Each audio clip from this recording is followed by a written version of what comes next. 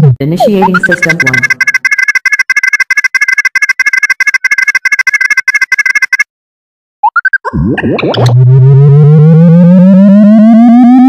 System 1 loaded.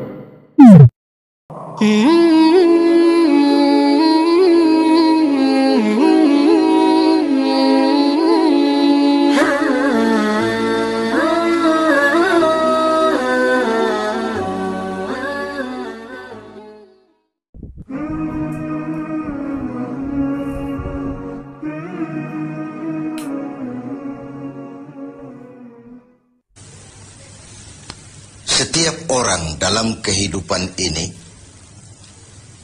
senantiasa berusaha meraih dan mencari sesuatu yang mendatangkan keuntungan. Setidaknya keuntungan yang bersifat moral. Ini berarti bahwa setiap orang pun dalam hidup ini selalu berusaha menghindari hal-hal yang bisa membawa kepada kerugian, sekurang-kurangnya kerugian yang bersifat moral. Apa yang mendatangkan keuntungan, apa pula yang membawa kerugian, persepsi setiap orang pasti berbeda tentang itu. Ada yang beranggapan dia akan beruntung kalau pangkatnya naik, jabatannya menjadi tinggi, hartanya bertambah, tanahnya makin luas, pabriknya makin besar, dan begitu seterusnya. Al-Quran dengan tegas mengajarkan kepada kita, di bawah sumpah Allah menyatakan, wal asri, demi masa, innal insana lafi khusr, sesungguhnya manusia pasti berada di dalam kerugian. Sudah diawali dengan wawu lil qasam, sumpah, menggunakan dua huruf taukid, inna dan lamut taukid. Innal insana lafi khusr, sesungguhnya manusia benar-benar pasti berada di dalam kerugian. Tanahnya luaskah, pabriknya banyakkah, hartanya berlimpahkah, jabatannya makin tinggikah, pasti di dalam kerugian. Ini sesuatu yang kita semua tidak menginginkan. Dan Allah lalu memberikan jalan keluar agar tidak menderita kerugian itu. Bagaimana caranya? Ada istisna, illa, kecuali. Orang-orang yang tidak akan merugi itu, pertama, illalladzina amanu. Orang yang dalam hidup ini punya iman. Jadi alangkah indahnya jabatan itu kalau jatuh di tangan orang beriman. Alangkah baiknya harta itu kalau dipegang tangan orang yang beriman. Alangkah manfaatnya ilmu pengetahuan itu kalau dipegang juga oleh tangan orang-orang yang beriman. Imanlah yang menyelamatkan manusia dari kerugian. Ada ungkapan bahwa ilmu bikin hidup jadi mudah, seni bikin hidup jadi indah, dan iman bikin hidup jadi terarah. Tidak terbayangkan bagaimana sebuah jabatan apabila tidak dilandasi dengan keimanan. Tidak terbayangkan bagaimana nasib harta benda kalau jatuh di tangan orang yang jauh dari iman. Karena itu untuk selamat dari kerugian, nilai imanlah adanya.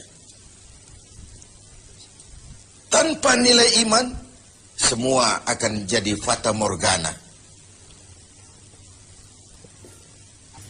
Hal kedua yang menyelamatkan manusia dari kerugian adalah wa'amilus shalihat. Iman tadi dibuktikan dengan amal saleh. Sebab apa? Iman adalah generator. Iman adalah power yang melahirkan energi dan menimbulkan gejala. Seseorang beriman atau tidak bisa kita lihat. Tapi bisa kita dinilai dari gejala yang ditimbulkan oleh nilai iman tadi. Dalam bentuk amal saleh. Sehingga dalam keseharian kita bisa bilang, orang itu imannya bagus ya. Kok tahu kamu? Sujudnya hebat. Orang itu imannya bagus ya. Kok ngerti kamu? Sedekahnya berani. Orang itu imannya tinggi ya. Kok tahu kamu? Jihadnya luar biasa. Iman sesuatu yang abstrak. Tetapi dia menimbulkan gejala, dan gejalanya tidak lain adalah amal yang saleh. Kalau sebuah power generator tidak menimbulkan gejala, tentu terjadi something wrong. Ada yang salah, bisa korsleting, bisa kebakaran, bisa tidak nyambungnya arus pendek dan arus panjang, tidak bertemunya negatif dan positif, dan begitu seterusnya. Begitulah kalau iman tidak menimbulkan refleksi berupa amal yang soleh, ada sesuatu yang harus diservis, ada sesuatu yang harus diperbaiki. Maka dalam berbagai ayat di dalam Al-Quran, amanu tidak terpisahkan dengan wa amilus solihat. Iman, amal soleh. Iman, amal soleh. Sebagai pertanda, dua hal itu memang tidak bisa terpisah satu dengan yang lain. Gak bisa secara tenang-tenang orang berkata, saya biar pelit iman saya kuat loh.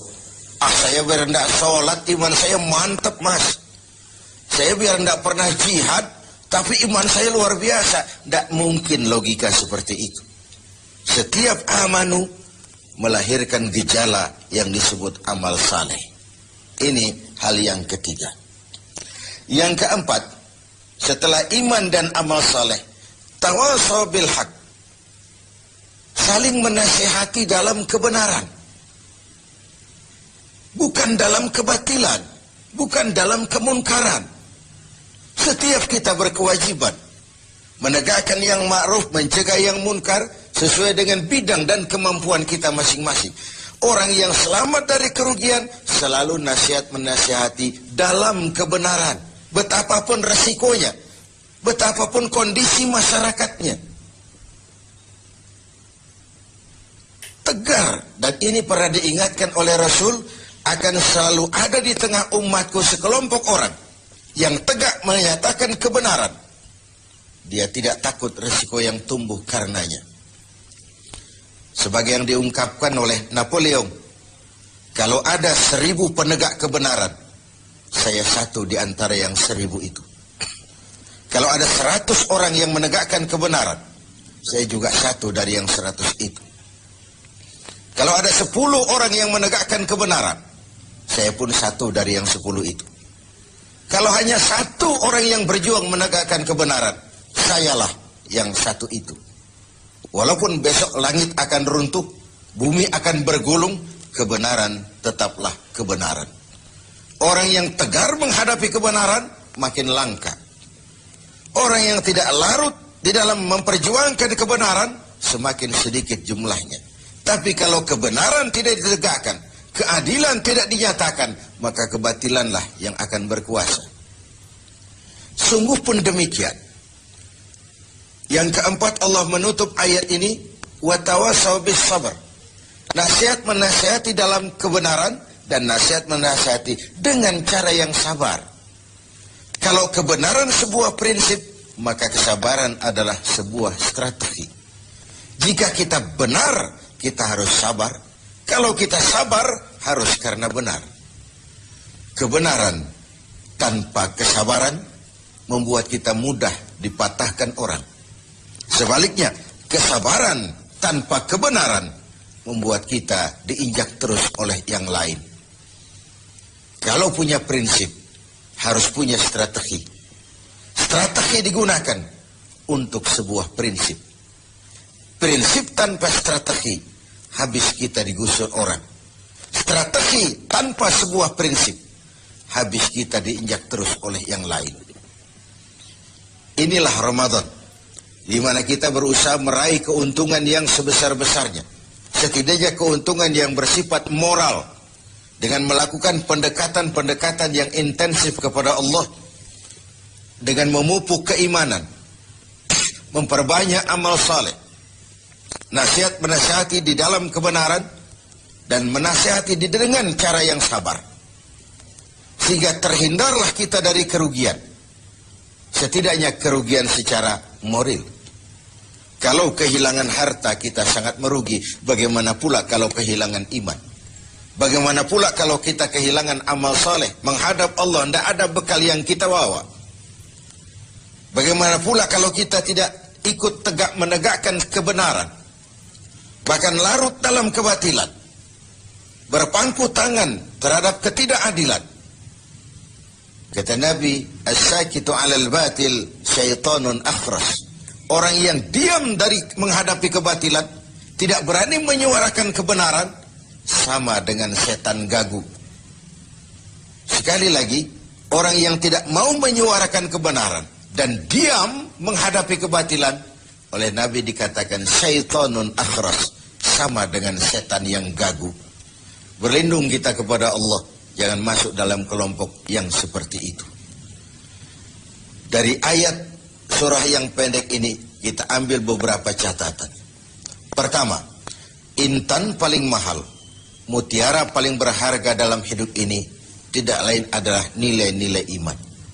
Biarkan zaman berubah, akidah jangan sampai goyah. Silahkan masa berganti, keyakinan jangan jadi mati.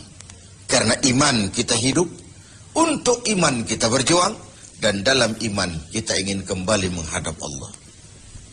Yang kedua, buah daripada iman adalah amal soleh. Amal soleh, refleksi yang ditimbulkan oleh nilai-nilai keimanan. Bahkan diketahui iman seseorang dari amal soleh yang dikerjakannya. Yang satu merupakan fondasi, yang lain merupakan hasil buah dari fondasi yang kokoh itu tadi. Dalam Al-Quran Allah menjelaskan, huwallazi khalaqal mauta wal hayata liyabluwakum ayyukum ahsanu amala. Dialah Allah yang telah menciptakan hidup, yang telah menciptakan mati bagi kamu sebagai ujian, siapa di antara kamu yang paling banyak amal salehnya. Ada hidup dan mati sebagai batu ujian untuk mengetahui siapa yang terbanyak amal salehnya. Kemudian yang ketiga, kita harus tetap tegak melaksanakan kebenaran, tapi dengan cara yang sabar, dengan tetap menggunakan strategi.